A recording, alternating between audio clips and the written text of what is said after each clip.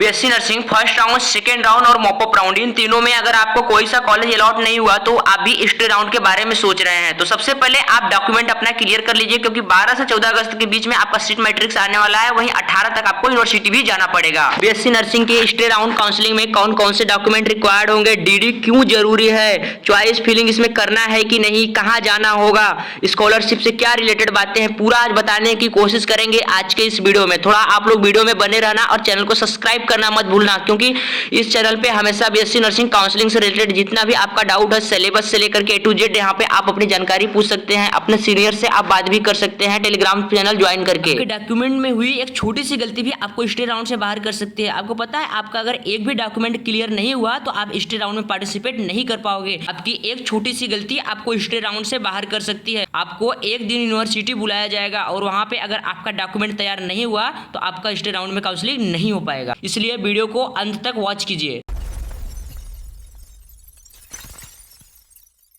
पहले हम बात करते हैं कि वे कौन से स्टूडेंट हैं जो यहाँ पे पार्टिसिपेट कर सकते हैं। All qualified student candidate who have not the participate first round, second round, mop up round and stay round. इसका मतलब ये हुआ भाई कि देखो, अगर आपने फर्स्ट राउंड में, सेकेंड राउंड, थर्ड राउंड में आपने पार्टिसिपेट नहीं किया है तो भी आप स्टे राउंड में पार्टिसिपेट कर सकते हो। यानी सेकेंड लाइन में है all qualified student who have participate first round में, second round, third round, stay round of the counselling have not been allotted any seat. देखिए मैं आपको बता दूं, यहाँ पे सेकेंड लाइन का मतलब है कि अगर आपने first round, second round, third round मतलब मॉपअप राउंड, इन तीनों राउंड में आपने पार्टिसिपेट किया, आपने काउंसलिंग करवाया, बट आपको कोई कॉलेज अलॉट नहीं हुआ, इस कंडीशन में भी आप देखिए यहाँ पे मॉप स्टे राउंड में अपना पार्टिसिपेट कर सकते हैं। वहीं अगर हम तीसरे लाइन की बात करते हैं, qualified candidate who have been allot seat and have not be admission. देखिए मैं इसमें बता दूं कि अगर आपको first round, second round, third round किसी भी राउंड में आपको कॉलेज अलॉट हुआ बट आपने उसमें एडमिशन कंफर्म नहीं किया तो भी आप जनरली यहाँ पे स्टे राउंड में अपने पार्टिसिपेट कर सकते हैं। देखिए यहाँ पे चौथे लाइन का मतलब है qualified candidate who have been taken admission and college have resign from the allotted college before date इतना इतना इतना। ओके, इसका मतलब ये है कि आपने एडमिशन तो ले लिया था बट बाद में आपने रिजाइन दे दिया तो भी आप अपना स्टे राउंड में पार्टिसिपेट कर सकते हैं। अब देखिए वे कौन से स्टूडेंट हैं जो पार्टिसिपेट नहीं कर सकते, पहले उनके बारे में देखिए। Candidate who have allot seat and admitted by college. देखिए मतलब आपको सीट अलॉट किया गया और आपने एडमिशन ले लिया, ऐसे कंडीशन में आप स्टे राउंड में पार्टिसिपेट नहीं कर सकते। या फिर आपको एडमिशन हुआ और आपने सीट को रिजाइन नहीं किया तो भी आप पार्टिसिपेट नहीं कर सकते। Candidate who have been admission mop up round, stay round counselling. देखिए अगर आपने एडमिशन ले लिया है तो सिंपल सी बात है, चाहे कोई सा भी राउंड रहा हो आप स्टे राउंड में पार्टिसिपेट नहीं कर सकते, सिंपल सी बात है। अब अगर आपने एडमिशन नहीं लिया तो आप पार्टिसिपेट कर सकते हैं। अच्छा, ऊपर वाले लाइन में आप देखिए हर जगह पे दिया है all qualified candidate, all qualified candidate हर जगह पे दिया है। इसका मतलब ये है, सिंपल सी बात है कि अनक्वालिफाइड स्टूडेंट यहाँ पे पार्टिसिपेट नहीं कर सकते, सिंपल सी बात है। कुछ अफवाह बताई जाती है कि अगर सीट बचता है तो अनक्वालिफाइड स्टूडेंट भी पार्टिसिपेट कर सकते हैं बट अटल बिहारी वाजपेयी यूनिवर्सिटी के अंतर्गत तो बिल्कुल नहीं कर सकते। कोई कॉलेज वाले होते होंगे जो कि अपना पर्सनल फॉर्म निकाल करके एडमिशन लेते होंगे, ऐसा हो सकता है या नहीं होगा, मेरे को इतना नॉलेज नहीं है, बट अटल बिहारी वाजपेयी यूनिवर्सिटी के अंतर्गत आप ऐसा बिल्कुल नहीं कर सकते। अगर आपको जीएनएम करना है तो यूपी जेट का एग्जाम देना होगा, अगर आपको बीएससी नर्सिंग करना है तो यूपीसी नेट का एग्जाम देना होगा, ये यहाँ पे कंपलसरी माना जाता है। तो यहाँ पे देख सकते हैं कि हमने 2025 का यहाँ पे बुलेटिन हमने उठा करके यहाँ वीडियो में इस्तेमाल किया है, क्योंकि अभी 2026 का बुलेटिन नहीं आया है और ऐसे हर साल ये लेट ही आता है, इसलिए मतलब एकदम टाइम पे ही आता है, इसलिए हमें 2025 का निकाल करके आपको समझाने के लिए यूज करना पड़ा। तो चलिए अब बात करते हैं एडमिशन प्रोसेस और काउंसलिंग प्रोसेस क्या होता है। सबसे पहले मैं बता दूं आपको कि इसका भी प्रॉपर रूप से रजिस्ट्रेशन होता है, जिसका आपको 500 रुपए नॉन रिफंडेबल फीस पे करने होते हैं। उसके बाद आपको बुलेटिन में दिखाया जाएगा कि मतलब कौन से स्थान पर आपको काउंसलिंग के लिए बुलाया जा रहा है, फिर आपका ऑफलाइन काउंसलिंग किया जाएगा। मैं बता रहा हूँ आपको, अब समझिएगा। पिछली बार के अकॉर्डिंग अटल बिहारी वाजपेयी यूनिवर्सिटी पे अब सबको बुलाया गया था। देखिए इस बार भी कहीं अदर जगह गवर्नमेंट कॉलेज या जहाँ भी आपको स्थान दिया जाएगा वहाँ पे बुलाया जाएगा। फिर जैसे हो गया कि 90 से 100 नंबर वाले को एक दिन बुलाया जाएगा, फिर 80 से 90 मार्क्स वाले को एक दिन बुलाया जाएगा। इसी प्रकार से आपकी भी पारी आएगी, आपको अपने मार्क्स के अकॉर्डिंग अपने दिन को वहां पे जाना पड़ेगा। वहां जाने के बाद बड़े बोर्ड पे आपको सब कुछ दिखाया जाएगा। मान लीजिए मैं एक चीज बता रहा हूँ, ध्यान से थोड़ा सा सुनिएगा। जैसे कि आपको कोई कॉलेज वहां पे बताया गया कि ये कॉलेज आपको 55 नंबर पे अलॉट हो सकता है, कौन सा स्टूडेंट इसके लिए इच्छुक है, तो आपको जस्ट वहां पे जाना पड़ेगा। आप जाने के बाद वहां पे तुरंत उस कॉलेज में एडमिशन लोगे, फिर वो लोग आपको वो कॉलेज अलॉट करके दे देंगे। जहां आपके पे नॉट अलॉटेड लिखा है वहां पे उस कॉलेज का नाम दिखने लगेगा। फिर वहां पे जस्ट आपको घर से ही 40,000 रुपए का डीडी बनवा करके लेके जाना है बैंक से। आप वहां पे 40,000 रुपए उनको यूनिवर्सिटी फीस तुरंत पेमेंट करोगे, उसके बाद फिर आपको कॉलेज वहां पे अलॉट हो जाएगा। आपको तुरंत कॉलेज पे आना है, कॉलेज पे आने के बाद आपको एडमिशन ले लेना है।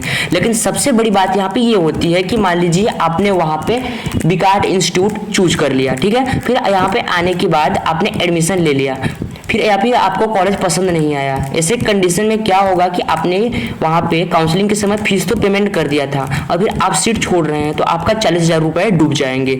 आपको कॉलेज पसंद है तभी आप अपना कॉलेज अलॉट करवाइए, उसके बाद आकर के तुरंत एडमिशन लीजिए। इस प्रकार से आपको काउंसलिंग किया जाता है स्टे राउंड का हमारा। देखिए इसमें कुछ स्टूडेंट को प्रॉब्लम होती है कि मैं डीडी घर से बनवा लूंगा 40,000 रुपए का, अगर मेरा एडमिशन नहीं हुआ तो क्या होगा।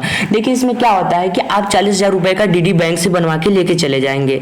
उसके बाद मान लीजिए अगर किसी भी कारणवश ऐसे होने वाला नहीं है, सीटें बहुत खाली है, मान लीजिए अगर आपका एडमिशन नहीं होता तो आपको क्या करना है, वो डीडी लेकर के आप जाकर के फिर बैंक में दे दोगे, फिर आपका पैसा फिर से आपके अकाउंट में ऐड हो जाएगा। देखिए जो स्टूडेंट बैचलर लेवल का कोर्स किए हुए हैं, जैसे बी फार्मा, बीएससी, बीए, साथ में बीकॉम, ये सब जितने स्टूडेंट कोर्स किए हुए हैं उनको बीएससी नर्सिंग में स्कॉलरशिप नहीं मिलेगा, क्योंकि ये सेम लेवल का कोर्स माना जाता है। अगर आपने एक बार इन सब में स्कॉलरशिप ले लिए हैं तो सेम लेवल कोर्स बीएससी में भी, बीएससी नर्सिंग में भी आपको स्कॉलरशिप नहीं मिलेगा। देखिए क्या होता है कि इजली आप जाओगे स्कॉलरशिप फॉर्म भरवाने के लिए तो आप सब कुछ कर लेंगे, इसके बाद लास्ट में एक आपको हार्ड कॉपी मिलता है जिसको ले जाकर के आप अपने कॉलेज पे सबमिट करते हो फाइनल में।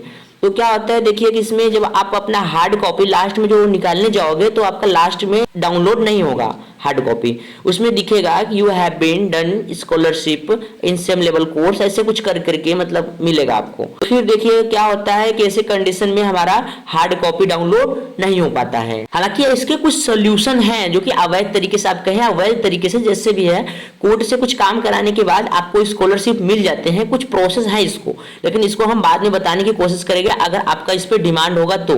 सबसे ज्यादा जरूरी होता है आपका डॉक्यूमेंट तैयार होना। तो सबसे पहले आपको पासपोर्ट साइज फोटोग्राफ एक कलर लेकर के जाना है, साथ में आपका आईडी प्रूफ जैसे आधार कार्ड, ड्राइविंग लाइसेंस जो आपने दिया है उसको लेके जाना है, और साथ में आपका वेरिफिकेशन सीट जो आपने मतलब जंप को कौन था ये fox jump on the box ऐसे करके वेरिफिकेशन सीट था उसको आपको साथ में ले जाना है, और साथ में आपका 12th और 12th और मतलब हाई स्कूल और इंटर का आपको मार्कशीट साथ में लेकर के जाना है।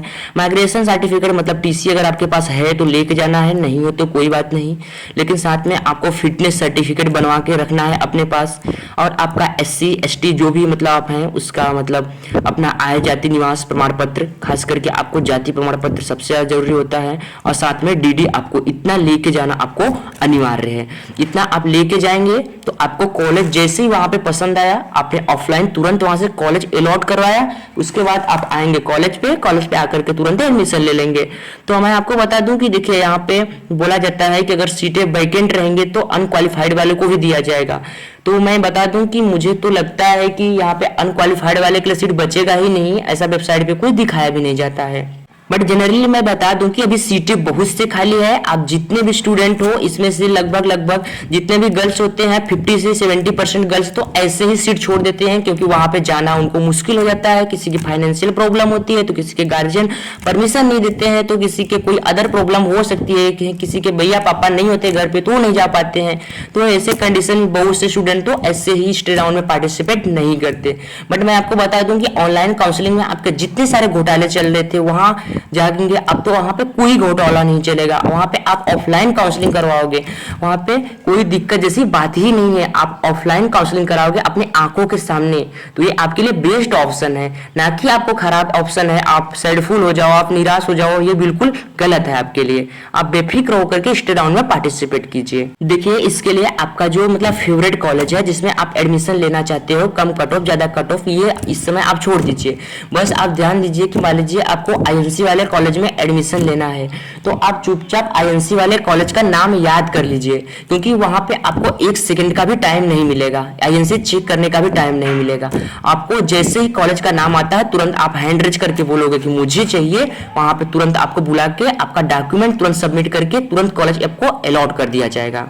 जहां तक मेरी उम्मीद है कि यहाँ तक आपको बेसिक जितने जितने मतलब स्टे राउंड के बारे में थोड़ी बहुत बातें तो समझ में आ चुकी होंगी। बाकी इसके अलावा आपकी जितनी सारी डाउट है आप यहाँ पे कमेंट कर सकते हैं। मैं आपका बड़ा भाई प्रशांत वर्मा आपके लिए हमेशा बैठा हूँ रिप्लाई करने के लिए, तो आप बेफिक्र होकर के कमेंट कीजिएगा। अगर आपका ज़्यादा बड़ा डाउट होगा तो मैं आपके लिए वीडियो भी क्रिएट करूंगा।